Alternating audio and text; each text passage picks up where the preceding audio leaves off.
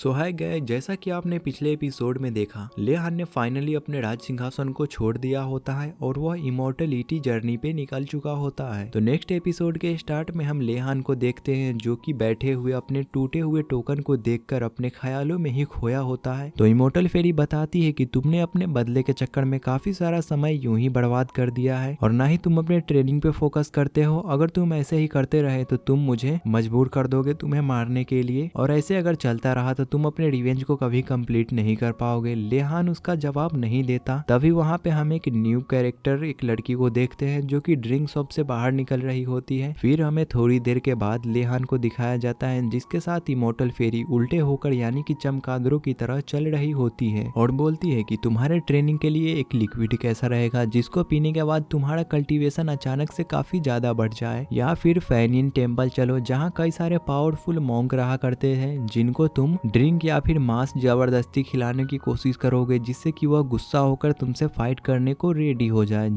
जिससे ऐसा हो तुम उससे फाइट कर पाओगे और तो अपने ट्रेनिंग को भी कंप्लीट कर पाओगे। इसके बारे में तुम्हारा क्या ख्याल है? तो लीहान बोलता है कि मैं इमोर्टल से फाइट करने जा रहा हूँ। तो इमोर्टल फेरी बताती है कि नहीं, तुम ऐसा नहीं कर पाओगे, वह सब काफी पावरफुल है, अगर तुम उनसे लड़ने गए तो वो तुम्हें मार देगा। और उसे रोकने की कोशिश करती है और बताती है कि वह तुम्हें आसानी से मार देगा, इतना पागल बनने की कोशिश मत करो। पर लीहान तो वहाँ से इतनी ही देर में गायब हो गया था, जिससे इमोर्टल फेरी चिढ़ गई होती है और उसे जोर जोर से पुकारने लगती है। दूसरी तरफ हम उसी लड़की को देखते हैं जिसको हमने ड्रिंक शॉप में देखा था। शायद वह अपने फैमिली के किसी रिलेटिव के कब्र पे आई होगी। जैसे ही लीहान वहाँ पे आता है तो वह लड़की वहाँ से गायब हो चुकी थी और उसी ग्रेवयार्ड के पास एक शराब की बोतल रखा होता है जिसे लीहान देखता रहता है। पर तभी इमोर्टल फेरी आकर उस शराब के बोतल को ले लेती है, पर वह लड़की चुपके से इन दोनों के ऊपर नजर रख रही होती है और अपने अटैक को रेडी कर रही होती है ताकि उन सबको मार सके कि उसने मेरे फैमिली के कब्र पर से एक शराब की बोतल कैसे उठा ली। पर लीहान कुछ बोलने लगता है जिसे सुनकर वह लड़की रुक जाती है। लीहान बताने लगता है कि यह कोई मामूली शराब नहीं है, इसमें उस लड़की की इमोशन होगी जो कि अपने फैमिली के साथ अपने दुख को जाहिर करने के लिए इस शराब की बोतल को अपने फैमिली के ग्रेवयार्ड पे रखी होगी, इसे तुम रख दो। इतनी इमोशनल बात सुनकर वह लड़की वहां से चली गई होती है। इधर लीहान उस शराब के बोतल को उससे छीनकर उस ग्रेवयार्ड के ऊपर डालने लगता है। पर इमोर्टल फेरी शराब को यूं बर्बाद होता देख काफी चिढ़ने लगती है लीहान के ऊपर। तभी लीहान को कब्र के पास एक टोकन मिलता है जो कि इसी के फैमिली से रिलेटेड होगा और वह सोच में पड़ जाता है। फिर सीन शिफ्ट होता है और हमें लीहान को दिखाया जाता है जो कि दोनों टोकन को काफी गौर से देख रहा होता है और बोलता है कि टोकन ने मेरे फैमिली के बारे में काफी जानकारी दी है और वह इसी सोच में पड़ा होता है। तभी वहां पे इमोर्टल फेरी आकर काफी सारे टोकन को उसके सामने फेंक देती है और बोलती है कि तुम ज्यादा नहीं सोचो, मैंने तुम्हारे लिए काफी सारे टोकन को खोज लाई हूँ, इसकी मदद से शायद तुम्हें कुछ हेल्प कर सकूं। मैंने इस टोकन को लाने में काफी मेहनत की है। वह झूठ पे झूठ बोल रही होती है क्योंकि उसने मेहनत कर नहीं खोजी होती है, बल्कि उसने काफी सारे बंदों को बुरी तरीके से मारकर उनका टोकन छीन लाई होती है और लीहान के सामने नाटक कर रही होती है कि मैंने काफी मेहनत से खोजा है। लीहान बोलने लगता है कि मैं जा रहा हूँ पवेलियन में टेस्ट देने के लिए ताकि मैं इमोर्टल बन सकूं। इसी के साथ अगले सीन में हमें लीहान को दिखाया जाता है जो कि लून हाइयेन पवेलियन के सामने आकर एक डॉगी से पूछने लगता है कि आखिरकार ये पवेलियन कहाँ पर है। उसे लग रहा होता है कि यह डॉगी असल में इमोर्टल फेरी है, इसीलिए वह इससे पूछ रहा होता है। उसके मन में एक शंका भी था कि इमोर्टल फेरी शायद एक डॉग का भेष लेकर यहाँ पे आने वाली थी उसके साथ। तभी उसके पीछे से इमोर्टल फेरी आती है और बोलने लगती है कि तुमने अभी क्या बोला मेरे बारे में कि मैं एक डॉगी हूँ, तुम्हारी इतनी हिम्मत। जिस पर लेहान भोला सा फेस बनाने लगता है, जिस पर इमोर्टल फेरी बताती है कि तुम नहीं जानते कि मुझे भेष बदलने की कोई जरूरत नहीं है क्योंकि तुम्हारे अलावा मुझे कोई और नहीं देख सकता, और फिर से वहां से गायब हो जाती है। फिर पवेलियन के अंदर दिखाया जाता है जहां एक बंदा काफी सारे स्टूडेंट से फाइट कर रहा होता है क्योंकि यहाँ पर टेस्ट शुरू हो गया था और वह लड़का यहाँ पे आए हुए स्टूडेंट को काफी बुरी तरीके से मार रहा होता है। यह लड़का इसी सेक्ट के लीडर का बेटा होता है, इसीलिए वह इतना एरोगेंस बिहेव कर रहा था और वह यहाँ पे आए हुए स्टूडेंट के साथ काफी काफी बुरी तरीके से बिहेव कर रहा होता है और उन्हें मार मार के भगा रहा होता है और काफी सारे बंदों को धमकियां भी दे रहा होता है और साथ ही उनकी बेइज्जती भी कर रहा था। एक बंदे को मार के उससे बाहर फेंक देता है जो कि सीधा जाकर लेहान के सामने रुकता है और वह यंग मास्टर फिर से बोलने लगता है, अगर तुम्हारी औकात नहीं है तो यहाँ पे टेस्ट देने नहीं आना, और सभी को काफी बुरी तरीके से बेइज्जती करने लगता है। पर तभी लेहान उसे एक जोरदार किक मारता है और उसके फेस पे लगातार अटैक किए जा रहा होता है, जिसके कारण उसकी हालत काफी बुरी हो गई होती है। इतनी ही देर में लेहान ने उसे इतना मारा होता है कि उसके नाक मुंह से ब्लड गिरने लगता है, जिससे बचने के लिए उसका एल्डर भी उसको सपोर्ट करता है। वह बंदा नीचे आते हुए बोलता है कि तुम कौन हो, तुम तो मेरे सेक्ट के नहीं लग रहे हो। जिस पर लेहान बोलता है कि टेस्ट के रूल के हिसाब से मैंने यहाँ के सबसे पावरफुल स्टूडेंट को हरा दिया है, अब मैं यहाँ का न्यू स्टूडेंट बन चुका हूँ। जिस पर एल्डर बोलता है कि तुमने एग्जाम का पहला टेस्ट तो कंप्लीट कर लिया है, पर दूसरा टेस्ट अभी भी बाकी है, जिसमें तुम्हें हवा और बारिश को कंट्रोल करना है, जिसके बाद तुम यहाँ के ऑफिशियली स्टूडेंट बन जाओगे। यह सब सुनकर वहाँ के काफी सारे स्टूडेंट आपस में बात बनाने लगते हैं कि हवा और बारिश को कंट्रोल करना यह तो काफी मुश्किल टास्क होने वाला है, जिस टास्क को कंप्लीट एक एल्डर लेवल वाला ही बंदा कर सकता है, और यह बंदा उतना पावरफुल नहीं लग रहा है कि यह हवा और बारिश को कंट्रोल कर सके। वहाँ के स्टूडेंट समझ गए होते हैं कि यह एल्डर इसके साथ अनफेयर फाइट कराना चाहता है और उसके लिए जोर जोर से आवाज भी उठाने लगता है। इमोर्टल फेरी भी आकर लेहान को बोलने लगती है कि अब समझ में आया ना, तुम्हें बारिश को कंट्रोल करना है और हवा को भी। मुझे नहीं लगता कि तुम इसे कंट्रोल कर पाओगे। पर लेहान इन सब टास्क को कंप्लीट करने के लिए रेडी हो जाता है। लेहान हवा को कंट्रोल करने लगता है, जिससे सभी लोग हैरान हो जाते हैं और फाइट स्टार्ट हो जाता है। पर लेहान उस यंग मास्टर को पकड़ के काफी बुरी तरीके से मारने लगता है, जिस पर वह बंदा बोलने लगता है कि एक मॉर्टल इंसान के पास इतना ज्यादा पावर कैसे हो सकता है, तुम एक इमोर्टल बंदे हो। पर लेहान उसे कंफर्म कर देता है कि वह एक मॉर्टल बंदा ही है। पर वह यंग मास्टर फिर से उसके ऊपर अटैक करता है, पर लेहान अपने फास्ट मूवमेंट से उसके अटैक से बच जाता है और इसके हर अटैक को डॉज करने लगता है और उसके कंधे पे चढ़ कर खड़ा हो जाता है। फिर उसे आसमान में काफी बुरी तरीके से मारने लगता है, जो कि दिखने में काफी आइकॉनिक लेवल का फाइट लग रहा होता है, और उसे जोरदार अटैक कर नीचे गिरा देता है, जिससे ग्राउंड भी टूट जाता है। लेहान उसके सीने पे अपने पैर को रख देता है, जिस पर लड़के का अंकल काफी गुस्सा में आ जाता है और वह लेहान से फाइट करने के लिए अरीना में आ गया होता है। पर लेहान उसके अटैक को अपने एक हाथ से ही रोक देता है और उसके हाथ को मसोड़ते हुए उसे बोलता है कि आपने तो हद कर दी, फाइट के बीच में किसी को आना मना होता है, आपने तो चीटिंग कर दी। और वहाँ काफी तेजी से हवा चलने लगता है, जो कि लेहान ने ही किया होता है। लेहान के इस पावर को देखकर एल्डर भी शॉक हो जाते हैं, पर उसे मार मार के लेहान ने घायल कर दिया होता है। यह सब देखकर वह यंग मास्टर फिर से गुस्से में अपने पावर को एक्टिवेट करने लगता है, पर लेहान ने उसके हेड पे एक अटैक कर दिया होता है, जिसके कारण वह उसी पल बेहोश हो जाता है। जिसको लेहान बोलने लगता है कि तुम ऐसे नहीं मानोगे, लगता है कि मुझे तुम्हें मारना ही होगा। इमोर्टल फेरी वहाँ पे आते हुए बोलती है कि ओहो, तुमने तो इसकी काफी बुरी हालत कर दी है, लगता है यह अभी मारा जाएगा। अपने भतीजे की हालत देखकर वह एल्डर काफी गुस्से में लग रहा होता है और लेहान को बोलने लगता है, तुम्हारी इतनी हिम्मत कि तुमने यंग मास्टर को इतनी बुरी मौत मारने की कोशिश की। पवेलियन के एल्डर तुम्हारी ऐसी हालत करेंगे कि तुमने कभी सोचा भी नहीं होगा, और न ही तुम्हारे फैमिली को यहाँ पे कभी आने दिया जाएगा। तभी यंग मास्टर उसे बोलने लगता है कि चुप रहो बुड्ढे, तुम्हारी हिम्मत कैसे हुई मेरे मास्टर को ऐसे बोलने की। लगता है कि यह पगला गया है, जो कि लेहान को अपना मास्टर कह रहा है। लगता है यह इसे काफी डर चुका है। यह दुनिया के सबसे पावरफुल इमोर्टल मेरे दादाजी है, जो कि रिकारनेट होकर यहाँ पे आए हुए हैं, जो कि मेरे गलतियों के कारण मुझे सबक सिखाना चाहते हैं। और इससे भी ज्यादा वह ओवर एक्टिंग करते हुए बोलता है, दादाजी इस दुनिया का काफी पावरफुल इमोर्टल है, जो कि मेरी गलतियों के कारण मुझे सबक सिखाने के लिए यहाँ पे आए हुए हैं। और उन्हें लीन हाई बोलकर पुकारने लगता है, जिस पर लेहान बोलता है कि तुम्हें तो सही से मेरा नाम भी नहीं मालूम। जिस पर वह बंदा मुंह बनाने लगता है और बोलता है कि मैं कम उम्र में ही काफी सारी शरारतें करने लगा था, जिन गलतियों को सुधारने के लिए इन्होंने रिकारनेट होकर मुझे सुधारने के लिए यहाँ पे आए हैं, और मैं सभी से अपने गलत व्यवहार के लिए माफी मांगना चाहूंगा। और वह इन गलतियों को प्रायश्चित करने के लिए आत्महत्या करने के लिए पहाड़ी से कूद जाता है। इधर लेहान भी उसके व्यवहार को देखकर वह भी नाटक करने लगता है और बोलता है कि मेरे बच्चे, तुम इतना ज्यादा अच्छे कब से हो गए, सोचा नहीं था कि तुम इतने अच्छे बन जाओगे। उम्मीद करता हूँ कि तुम स्वर्ग में अच्छे से रहोगे, भगवान तुम्हारी आत्मा को शांति दे। दूसरी तरफ हमें काफी सारे लोगों को अरीना में दिखाया जाता है, जिन्होंने काफी सारे टेस्ट यानी कि पहला टेस्ट को कंप्लीट करके दूसरे टेस्ट में आ गए होते हैं, जहां वहां के एल्डर बोल रहे होते हैं कि जिन्होंने पहले टेस्ट को कंप्लीट किया वो अगले टेस्ट के राउंड में एंटर कर पाएंगे। हमारे टेस्ट के अंदर कई सारे हाई लेवल के मॉन्स्टर रहा करते हैं और आप इन मॉन्स्टर को मार सकते हो और जो भी सबसे पावरफुल मॉन्स्टर को मारेगा वह फर्स्ट प्लेस हासिल करेगा। तभी वहां पे लेहान भी आ चुका था। तभी एल्डर उसे टेस्ट के बारे में बताने लगते हैं कि वहां पे अगर कोई भी बंदा किसी भी मॉन्स्टर के हाथों मारा जाता है या फिर किसी एक्सीडेंट के कारण मारा जाए तो उसका जिम्मेवार यह सेक्ट नहीं होगा। लेहान को वहां आता हुआ देख वह एल्डर भी गुस्सा में आ जाता है। इधर मॉर्टल फेरी लेहान को बताने लगती है कि समझ जाओ, अगर तुम वहां पे मारे गए तो इसका जिम्मेवार यह पवेलियन नहीं होगा। इसका मतलब समझ गए, यह काफी खतरनाक इलाका होने वाला है और तुम ये मत भूलो कि वह उसके पिता है। वह एल्डर जो तुम्हें दिख रहा है वह तुम्हें मारने के लिए कुछ भी करेगा और तुमने काफी दिनों से नहाया भी नहीं है, तुम्हारे बॉडी से बदबू भी आ रहा है। इधर उसी यंग मास्टर के पिता को देखते हैं जो कि बोल रहा होता है, मैं उसे इतनी आसानी से नहीं मारूंगा, मैं उसे इतना तरपाऊंगा कि वह अपनी मौत के लिए तरपेगा। तभी वह एल्डर एरिना टेस्ट के पोर्टल को खोल देता है जहां सभी स्टूडेंट काफी तेजी से उसके अंदर जाने लगते हैं। सभी के पोर्टल में जाने के बाद एल्डर बोलने लगते हैं कि अगर वहां पे किसी ने भी तियानजियान फैम को डिस्टर्ब कर दिया तो उसका मरना तय है, क्योंकि वह काफी पावरफुल है। और यह कौन है हमें टेस्ट के अंदर दिखाया जाएगा। फिर हमें काफी सारे लोगों को दिखाया जाता है जो कि इस टेस्ट के दौरान किसी दूसरे वर्ल्ड में ही टेलीपोर्ट हो चुके हैं, यानी कि अपना टेस्ट शुरू हो चुका था। लीहान टेलीपोर्ट हो चुका था, उसके साथ मॉर्टल फेरी भी होती है जो कि बोल रही होती है कि जैसा हमने सोचा था यहाँ पर मॉन्स्टर भी हो सकते हैं, जहाँ पे काफी सारे इंसानों का कंकाल दिखाया जाता है जिनको शायद मॉन्स्टर ने ही मारा होगा। फिर तभी हम यहाँ पे एक फॉक्स लेडी को देखते हैं जो कि यहाँ आने वाले इंसानों का स्वागत करती है और अपने पावर का एक छोटा सा नमूना लीहान के तरफ थ्रो कर देती है, जो कि लीहान के आई में एंटर हो जाती है और वह उसी फॉक्स लेडी के कंट्रोल में आ चुका था जिससे वह सीधा चला जा रहा होता है। इधर मॉर्टल फेरी कुछ समझ नहीं पा रही होती है और जियो चैन से बोल रही होती है कि इधर देखो यहाँ पे काफी सारे इंसानों के कंकाल है, लगता है कि डीमंस ने इन्हें काफी बुरी तरीके से मारा होगा। पर लीहान उसकी बात नहीं सुनता और सीधा चले जा रहा होता है, जिस पर इमोर्टल फेरी उसे आगे आकर देखता है जिसमें उसका आंख पूरी तरीके से ब्लैक हो चुका था। और तभी